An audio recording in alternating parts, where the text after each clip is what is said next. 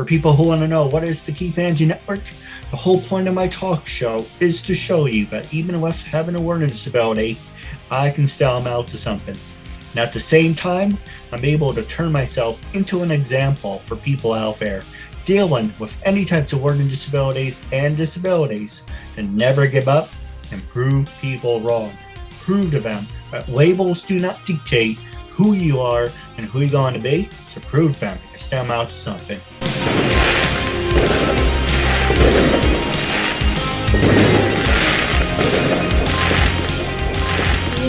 I'm Dr. Ayesha Mughees from Pakistan, and I was interviewed by Keith Andrew on KeithAndrewNetwork. He lives in New York. It's a wonderful show. You should all tune in, and don't forget to watch mine. Bye. Ladies and gentlemen, welcome to the KeithAndrew Network. It is episode 1026. As you heard from the recommendation, we have a great guest here only on the KeithAndrew Network. First question I want to talk to you about, the first subject I want to talk to you about is called icebreakers. So the first one is tell our audience a little bit about your background and the type of work that you do. Yeah, so I'm a medical doctor and a journalist, and I basically work for 3-4 news websites outside Pakistan. I'm based in Pakistan, in Lahore. I was born in Pakistan as well. I grew up in the United States of America, and I was educated there as well. Then later I moved back home, and then I became a doctor here and a journalist. So I've been very candid about my desire to become a doctor and a journalist. And I guess I always used to check my dolls with a stethoscope when I was a kid. And when it comes to medicine. And when it comes to being a journalist, I remember I started off in the year 1995 or 1996 as a poet. I was doing poetry for a Pakistani newspaper, The Nation. And that was quite an auspicious year for me. And I was complacent with my life as a poet. So later, as I grew, I started doing health articles for various newspapers in Pakistan, like Pakistan Observer and so on.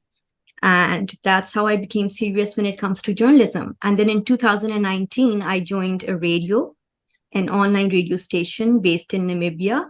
It's called Galaxy Radio. I remember I basically devised a plan to use my sultry voice to get somewhere in life. So, and we wanted to agitate for better healthcare as well. So I think radio was a wonderful platform to articulate your opinions. So that's how it went. No, I agree. Hey, if you have it, use it. It's like any beautiful woman who's like has the looks, to make the joke, I'm not blonde, I don't have blue eyes, I don't have a great body. But if you have something that makes you unique, use it to your advantage. And that goes through your voice too. You have a great voice, so use it to your advantage. Thank you so much. So the next question I want to ask you is, you mentioned that you're a doctor. Let me rephrase that. Don't mind me. When I don't do my interviews as late, my disability shows more. Question I was going to ask you is, what did you major in? Obviously, you said you became a doctor. Did you major in being a doctor? Yeah, I'm a general physician, basically. I'm a general physician. Yeah. So like a nurse. No, not like a nurse. It's a doctor, basically. Yes. So any problem that a patient walks in with, they first come to us, to the general practitioner or the doctor, a general physician. And then we refer them to somebody else, to a specialist. Yeah. So this is how it works. Yeah. So we examine them and we diagnose them, and then we refer them to a specialist. Oh, nice. Yeah. Sorry, I got that confused. So the next question I want to ask you is, did you do any sports growing up? Yeah, I was in fact very good at volleyball, at baseball, and I was one of the fastest runners when it came to running. And I used to do long jumps. and I do go to the gym as well. So that's pretty much like it. Yeah. And badminton, I play badminton as well. Nice. Yeah. For me, I'm not a big runner because I never wanted to be part of a track team and cause a pile up. It'd be Uh-huh. fun to watch, but not to, be responsible for it. One of Right. the things I liked growing up, and I'm a big loser about it, I'm a big fan of those human pyramids. Did you ever get the chance to do one? No. Well, you should put it on your bucket list. It's actually a lot of fun. Oh, sure. I'll consider that. Yeah. Thank I'm you. I'm a loser. I love those type of things. So it's good to be different. Yeah, it is. So the next question I want to ask you is what makes you different from the competition? From a competition, I think there are not many doctors out there who are journalists as well. So I think that's what makes me different from other people, that I'm doing journalism as well. So I can I can write health articles about different issues, health issues, and so on.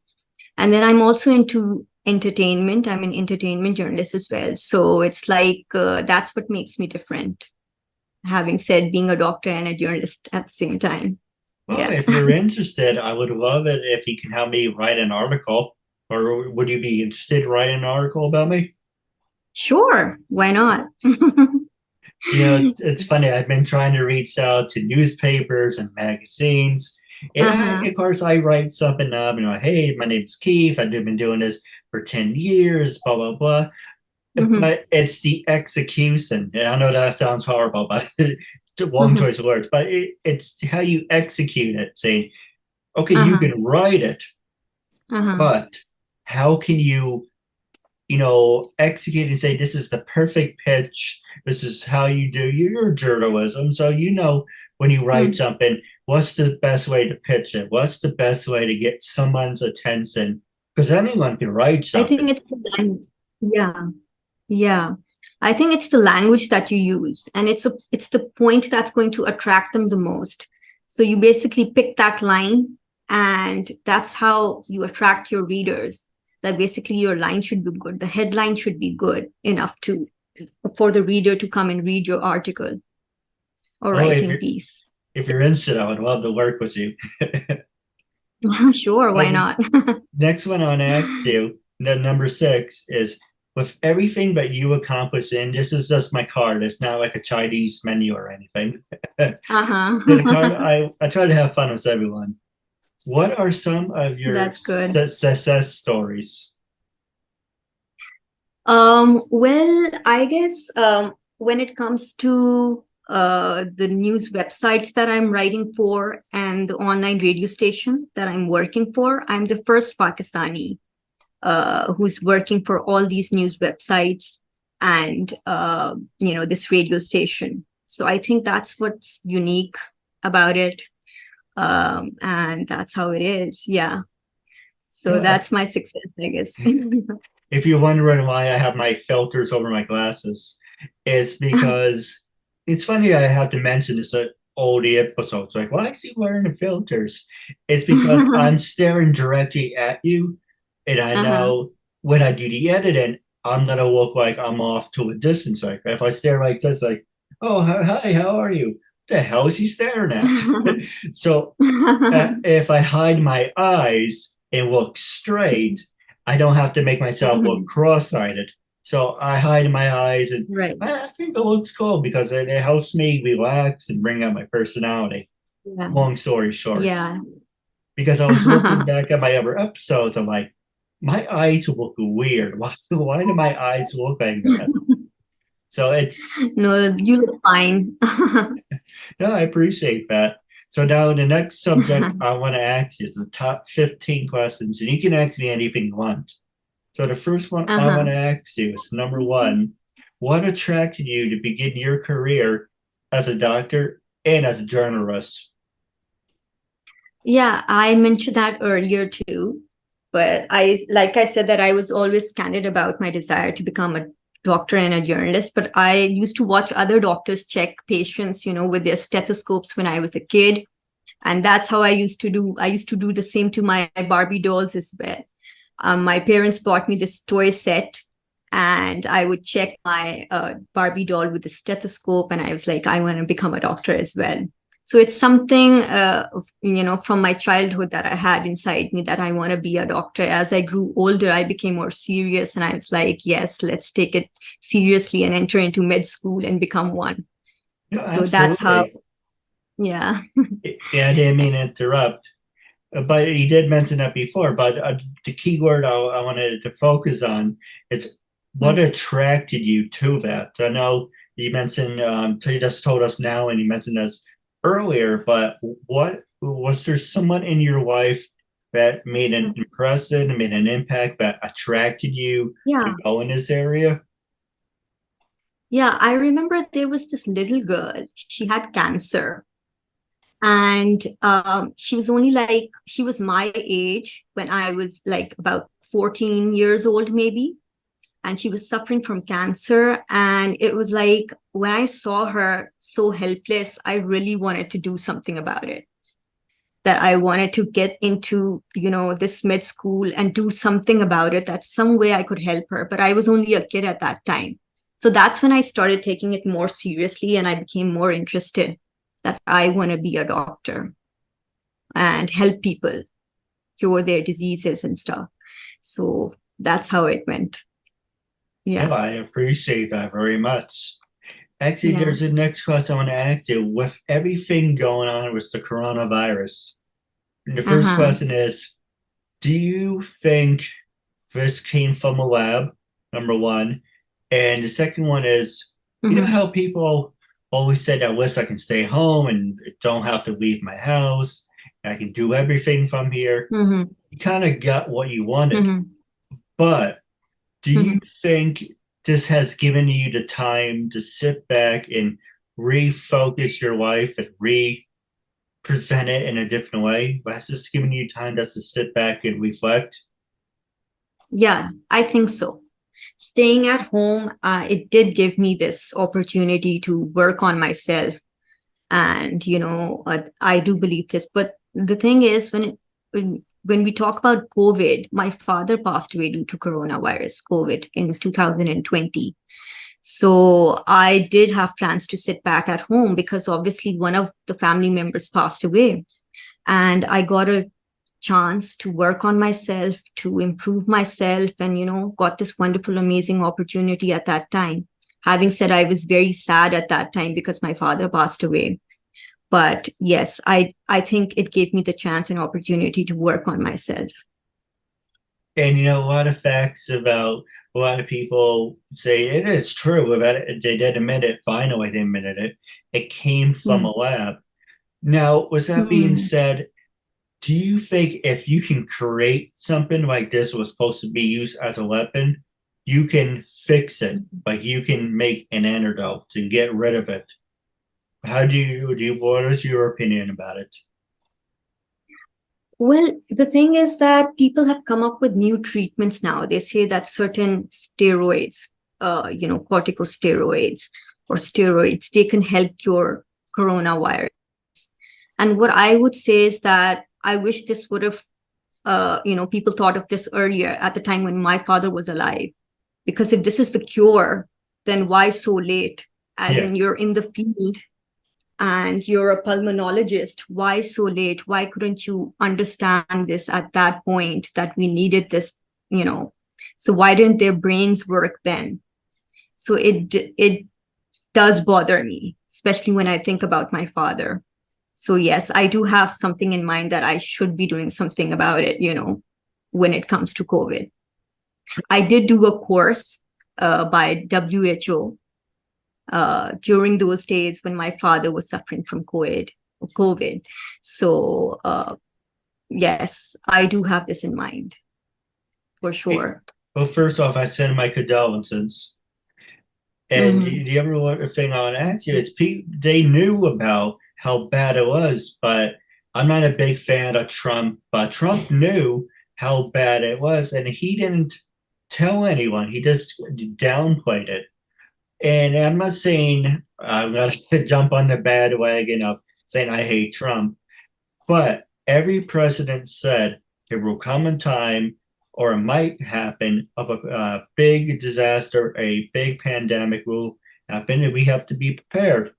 None of them, not Trump, not Obama, not Bush, not Clinton, none of those idiots had anything to be I can speak anything to be prepared for. So it's kind of like, yeah, you keep saying it, you have to be ready, you have to be expect the unexpected, but it's kind of like he didn't do anything about it. And then when the truth came out, it's kind of, and like you were saying, again, I do send my condolences. And I can relate to my grandmother passed away from she had 3 mini strokes and she had one massive heart attack. When she passed away in '97, they actually came out with medicine to help patients with the strokes. And when my aunt passed away from cancer, then the antidote came out if I can help you. So it's kind of like, why does someone need to pass away for this to magically fall from the freaking sky and be like, oh, now we have something where you had it the entire time and you needed a reason for it to work. Exactly. And I'm so sorry about your grandmother. Was it your grandmother you talked about? Yes, my mom's mother, grandmother. Yeah, yeah, grandma. So I'm very sorry about that. And yes, this is what I'm saying exactly, that they should work on it then. Why does somebody have to pass away? After which they come up with the treatment then that, yes, we need a treatment now. So this is something they should work on before, when a person is suffering from it, so that we can cure them and bring them back to life. Yeah. No, I agree. Now, the next question I want to ask you is, let's see, there's so many good ones I want to ask you. Do you like this one? Out of everything that you've accomplished in your life, what are some of your career highlights? My career highlights. I guess there's one article I really like, which I wrote. It was about schizophrenia, color symbolism in schizophrenia. I like that article, and I often read that again and again, because there are some things which people do not know about. One is color symbolism, that certain colors, they convey messages. When a person is suffering from schizophrenia, they think that certain colors, they convey messages. And there's this other thing that about diabetes, type 2 diabetes, people do not know the right treatment. They think that you have to go for insulin and oral drugs to cure your diabetes, type 2 diabetes. But that's not the solution, because you're actually worsening the disease process when you're taking insulin when it comes to type 2 diabetes. So basically the solution is fasting. When you don't eat anything, how would your sugar levels increase? So that's the solution. And I wrote an article about that as well in one of those websites that I work for. And I think these are two of the main things that I really wanted to point out when it comes to, writing articles. So that's how it is. Because type 2 diabetes, what is it is that basically your insulin resistance increases. And when you inject insulin, you're actually increasing the insulin resistance. You're increasing the resistance. So that worsens the disease process. And that's terrible. So you shouldn't be taking insulin to cure insulin resistance. So the answer is only fasting. So that's what it is. And I would definitely like people to know about this by reading it through my articles and different issues that I write about, so that they can get to know what the actual diagnosis is and what the actual treatment is for those diagnoses. Well, you mentioned before about colors. A lot of people say after they had the coronavirus, they now will see like spots in front of their eyes, but do they see blue spots? They see yellow spots. Is there you said there's a message, but what is the message about seeing blue spots or yellow spots? Well, I was talking about schizophrenia. And in that, basically, some people go like that if a person is, for example, wearing white, a white dress, they would derive that that person is probably religious. That's why he's wearing white. They would derive certain messages or a meaning from that, whatever color he's wearing. So that's not right, as in that's incorrect. That's schizophrenia. You cannot derive a meaning from a color, or, that it's conveying a certain message. That a person, maybe, somebody is not religious, and that person, if he's wearing white, you can't just say that this person must be a religious person or a God-fearing person. He just must be wearing it out of his own, interest or whatsoever. So, yeah, when it comes to those spots that you're talking about, that's completely different. That's something else. It has to do with your vision. It has to do with your eye. So it doesn't have to do with anything with schizophrenia or color symbolism. Well, Yeah. it's funny you should mention that. In Breaking Bad, a hit TV show I would recommend, really good. I would recommend season 1 to 4. Don't acknowledge season 5 was god awful, but it had a perfect ending too. But of course, when they would say, "Oh, well, let's keep going. What's the worst that can happen?" Reason I can bring it up is there's a color chart in some of the characters in the show. Why is he wearing a blue shirt? Why is he wearing a purple shirt? I think the blue means royalty. I think the purple, the older, I don't remember exactly, but I remember the blue shirt symbolizes loyalty. So it's funny how different color shirts mean something. Yeah, but that's just for fun. I would that's just for fun. You can enjoy like that. But on a serious note, no color basically conveys any sort of message.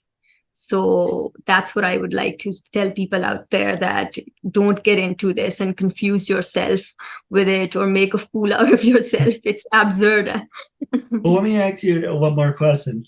When you go to a wedding, everyone is wearing like white, but when you go to a funeral, everyone's wearing black. Yeah.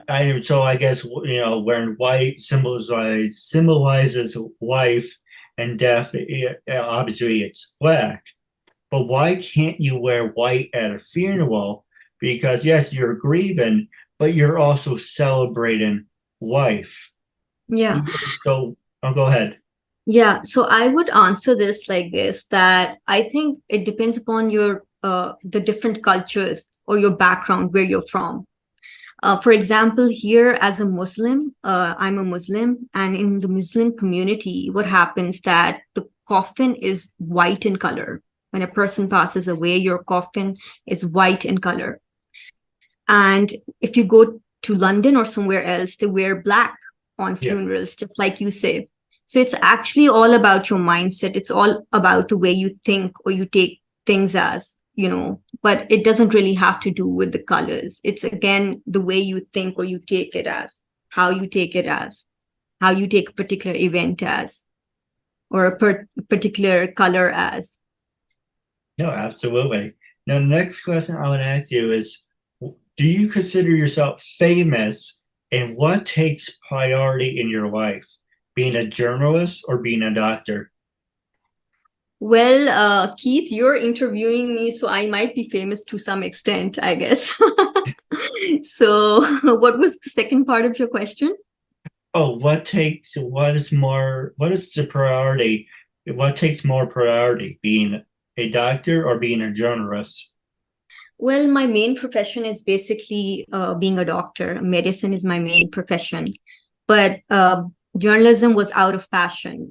I liked writing, and it actually cultivates your academic potential as well. So I've been into writing for that reason, and then I grew serious about it as well. So yes, basically my main profession is medicine. Yeah. Yeah, and I thank you for that. So it's the last 5 minutes. I'm going to pass it over to you. But Yeah. last question I want to ask you. When I first approached you to be a guest on my talk show, what made you say yes?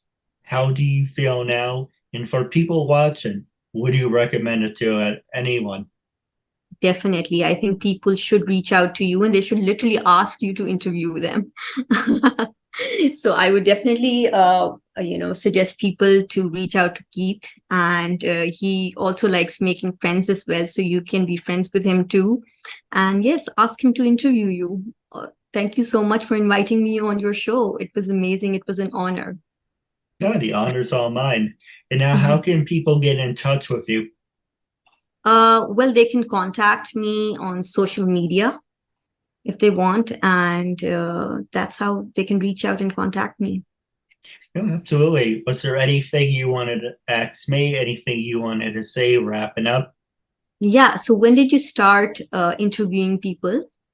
Oh, 10 years ago. Now I can say 10 and a half years ago, but 10 Wow. years ago. Wow. So you have all the interviews on YouTube, is that so? Yes. Wow. Amazing. And you can see the in video quality, it came a long way from Mm, recording from the phone to actually having a background. If exactly. you told me 10 years ago I was going to have over 1,000 episodes, I Mm-hmm. would say, yo, that's great. But Wow. if you said it was going to take 10 years, I'd be like, well, what's going to happen in the meantime? But everyone keeps saying, and you should know, it's, let's see, where someone say with me recently, enjoy the journey. It's not about the destination, it's about the journey. Exactly. And where in states do you reside? Where do you Oh, live? oh, New York. New York. All right. I used to live in Iowa State, Iowa City. Oh, And nice. yeah, I had a wonderful time there. Mhm. Wrapping up, this will be shared on social media. So if you're watching and you Mhm. have, I don't say you have to, but I'm saying if you're watching, you should leave a comment. I would love to interact with you. Our guests would love to interact with you. This will be shared on Facebook, YouTube, LinkedIn, and social medias. But until we meet again, our goal is to reach 100 views for part 2. Definitely send those comments. Until we meet again, it was a real honor and privilege having you as a guest, and catch you later. Thank you, and have a good night.